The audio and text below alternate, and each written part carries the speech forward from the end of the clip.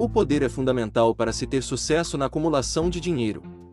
Qualquer plano será inerte e inútil se não houver poder suficiente para transformá-lo em ação. Este conteúdo descreverá o método pelo qual uma pessoa é capaz de obter e exercer o poder. O poder pode ser definido como conhecimento organizado e dirigido inteligência. O poder, da maneira como a palavra é aqui usada, refere-se a um esforço organizado, suficiente para permitir que uma pessoa transforme o desejo no equivalente financeiro. Esse esforço organizado é obtido a partir de uma coordenação de esforços de duas ou mais pessoas, que trabalham juntas para um determinado fim, num espírito de harmonia. O poder é necessário para manter o dinheiro depois dele ter sido acumulado. Vamos esclarecer como o poder pode ser adquirido. Se poder é um conhecimento organizado, examinemos primeiro as fontes desse conhecimento, a inteligência infinita. Essa fonte de conhecimento pode ser contratada por meio do procedimento descrito anteriormente em outro conteúdo, com a ajuda da imaginação criativa. D. Experiência acumulada. A experiência acumulada dos seres humanos, ou pelo menos a parte que foi organizada e registrada, pode ser encontrada em qualquer biblioteca pública de bom nível. Parte importante dessa experiência acumulada é ensinada em escolas e universidades públicas, onde foi classificada e organizada. C. Pesquisa e experiência. No campo da ciência, assim como em praticamente todos os outros ramos do conhecimento, as pessoas estão reunindo, classificando e organizando fatos novos diariamente. Essa é a fonte para a qual temos que nos virar, quando o conhecimento ainda não está disponível como experiência acumulada. Aqui, também a imaginação criativa deve ser utilizada com frequência. O conhecimento pode ser adquirido a partir de qualquer uma das fontes acima. Pode ser convertido em poder se for organizado em planos bem definidos que sejam colocados em ação. Um exame das três principais fontes de conhecimento revela prontamente a dificuldade que uma pessoa teria, se dependesse apenas dos próprios esforços, para reunir todo esse conhecimento e expressá-lo em planos bem definidos, que pudessem ser postos em prática. Se os planos dela forem ambiciosos, ela geralmente terá que convencer outras pessoas a cooperar, antes de injetar com o necessário elemento do poder. A mente mestra pode ser definida da seguinte maneira: uma coordenação de esforço e conhecimento, num espírito de harmonia, entre duas ou mais pessoas, para se alcançar um objetivo definido. Nenhuma pessoa pode ter grande poder sem utilizar uma mente mestra. Se você puser em prática essas instruções com perseverança e inteligência, e escolher bem o seu grupo de mente mestra, já terá meio caminho andado em direção ao seu objetivo. Para você compreender o potencial, intangível, do poder que terá disponível por meio de uma mente mestra bem escolhida, vamos explicar aqui duas características do princípio da mente mestra. Uma, de natureza econômica, e a outra, espiritual. A característica econômica é óbvia. Uma vantagem econômica pode ser obtida a partir de qualquer pessoa que se cerque dos conselhos, da orientação e da cooperação pessoal de um grupo de pessoas dispostas a ajudá-lo de todo o coração, num espírito de perfeita harmonia.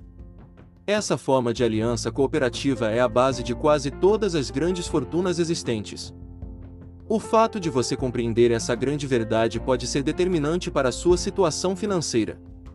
A fase espiritual do princípio da mente mestra é bem mais abstrata e difícil de se compreender, porque diz respeito a forças espirituais que a raça humana, em geral, não conhece direito. Mas você pode ter uma boa ideia do que estou falando a partir da seguinte frase: duas mentes nunca se juntam sem criarem uma terceira força, invisível e intangível, com as características de uma terceira mente.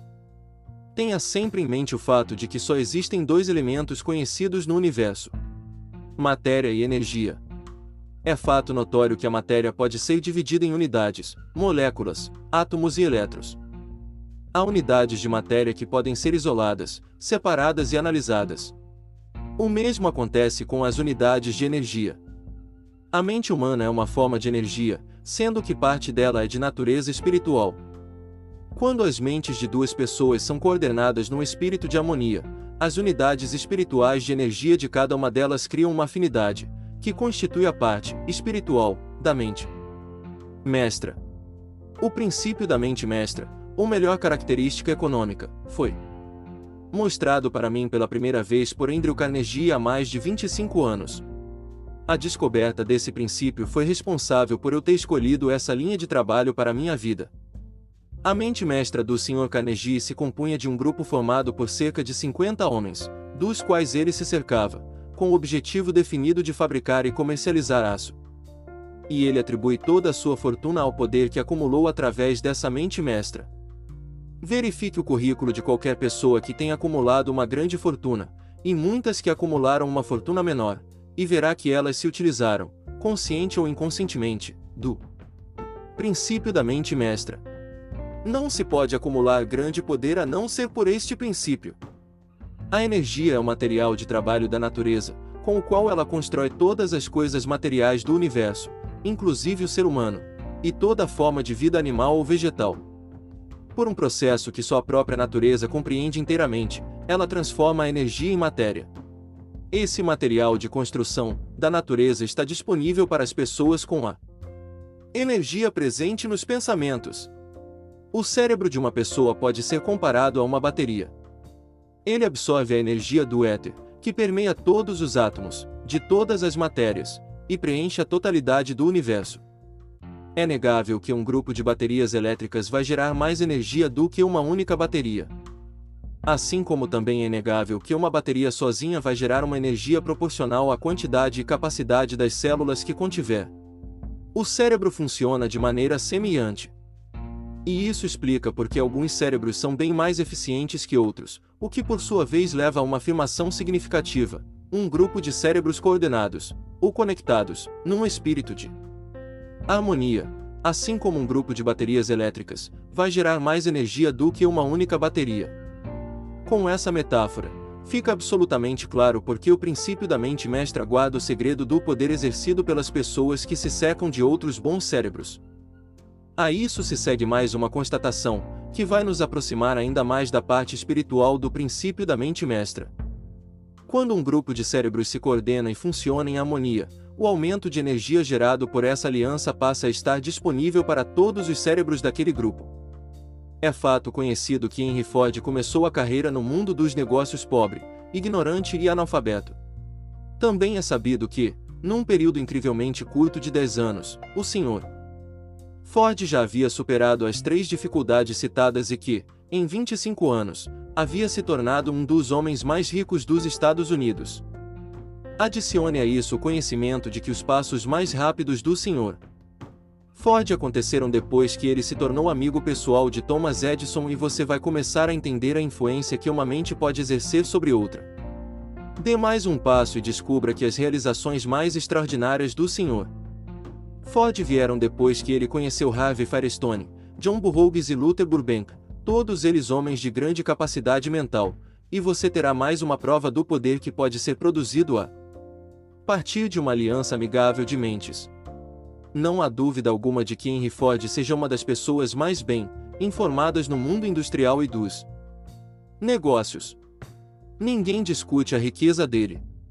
Analise agora os amigos mais íntimos do Sr. Ford, alguns dos quais foram aqui citados, e você será capaz de compreender a seguinte afirmação: as pessoas assumem a natureza, os hábitos e a maneira de pensar daquelas com quem se associam, num espírito de simpatia e harmonia.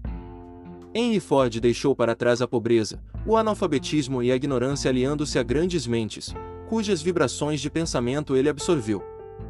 Por meio das associações com Edison, Burbank, Burroughs e Firestone, o Sr.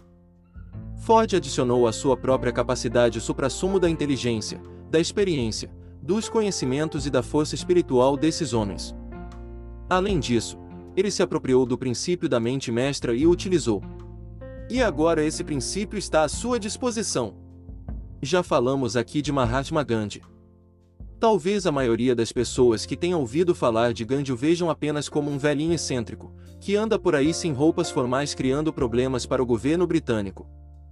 Na verdade, Gandhi não tem nada de excêntrico, é um dos seres humanos mais poderosos do mundo, estimando-se pelo número de seguidores que acreditam na liderança dele. Além do mais, ele talvez seja o ser humano mais poderoso que já existiu. O poder dele pode ser passivo. Analisemos o método pelo qual ele adquiriu esse esplêndido poder. Podemos explicar em poucas palavras. Ele obteve o poder induzindo 200 milhões de pessoas a coordenar corpo e mente, num espírito de harmonia, na busca de um objetivo definido. Resumindo, Gandhi operou um milagre, porque é realmente um milagre quando 200 milhões de pessoas podem ser induzidas e não forçadas a cooperar num espírito de harmonia por um período indeterminado de tempo. Se ainda estiver em dúvida de que se trata de um milagre, tente convencer duas pessoas quaisquer a cooperar num espírito de harmonia por qualquer período de tempo. Qualquer pessoa que já tenha administrado um negócio sabe o quanto é difícil fazer com que os funcionários trabalhem juntos num espírito que minimamente é real. A lista das principais fontes de onde se pode extrair o poder começa, como já vimos, pela inteligência infinita. Quando duas ou mais pessoas coordenam esforços dentro de um espírito harmônico e trabalham em direção a um objetivo definido, elas se colocam, por meio dessa aliança, em tal posição que conseguem absorver o poder diretamente desse grande estoque universal que é a inteligência infinita. Essa é a maior de todas as fontes de poder. E a fonte a qual o gênio recorre. E a fonte a qual todo grande líder recorre, esteja ele consciente disso ou não. As outras duas grandes fontes da qual se extrai o conhecimento, e que são necessárias para a acumulação de poder, não são mais confiáveis que nossos 5 sentidos. E eles nem sempre são confiáveis. Já a inteligência infinita não erra nunca. Nenhum princípio fundamental descrito aqui deve ser utilizado para interferir, direta ou indiretamente, nos hábitos religiosos das outras pessoas. Este conteúdo se restringe exclusivamente a ensinar uma forma para vocês transformar o objetivo definido desejado em dinheiro ou algum equivalente monetário. Pense e medite à medida que for aprendendo. Logo, todo esse assunto terá sido apresentado a você e poderá ser visto como um todo. O dinheiro é tão tímido e evasivo como as donzelas de antigamente.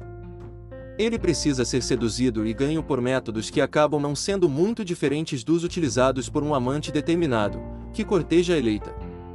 E, coincidência ou não, o poder usado para seduzir o dinheiro não é muito diferente do que se usa para cortejar uma donzela. Esse poder, quando bem utilizado na busca pelo dinheiro, precisa ser misturado com a fé. Precisa ser misturado ao desejo. Precisa ser misturado com a perseverança. E precisa ser posto em prática por meio de um plano. Tem que virar uma ação. Quando o dinheiro chega numa enxurrada, ele flui para quem o acumula com a mesma facilidade com que a água corre. Montanha abaixo. Existe um grande fluxo invisível de poder, que pode ser comparado a um rio, exceto pelo fato de que um lado corre numa direção, dragando todos os que entram daquele lado na direção da riqueza, e o outro corre na direção oposta, carregando todos os infelizes que nele entram que não conseguem se livrar dele, numa espiral negativa de pobreza e miséria. Toda pessoa que acumulou uma grande fortuna conhece muito bem esse fluxo de vida. Ele se baseia no que a pessoa pensa. As emoções positivas do pensamento formam aquele lado do rio que leva à fortuna. As emoções negativas formam o lado que leva à pobreza. Isso é de importância capital para quem estiver escutando este conteúdo com o objetivo de acumular fortuna. Se estiver daquele lado do rio que leva à pobreza, o conteúdo aqui pode servir como um remo, com o qual você pode se esforçar para chegar à outra margem. Mas só vai servir se você efetivamente utilizá-lo na prática. Só ouvir e fazer algumas anotações não vai lhe levar a lugar algum. Algumas pessoas se alternam entre os lados positivo e negativo do rio, ficando às vezes no lado positivo e, outras vezes, no negativo. O crash de 1929 carregou milhões de pessoas do lado positivo para o negativo. Esses milhões de pessoas hoje estão lutando, algumas delas desesperadas e mortas de medo, para voltar outra vez o lado positivo. A pobreza e a riqueza muitas vezes trocam de lugar. O crash ensinou essa verdade ao mundo, apesar de saber que o mundo não vai guardá-la na memória por muito tempo.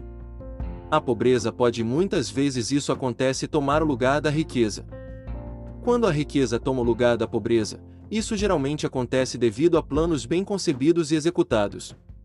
Já a pobreza não tem que planejar nada. Não precisa da ajuda de ninguém, porque ela toma espaço e é impiedosa. Já a riqueza é tímida. Precisa ser atraída.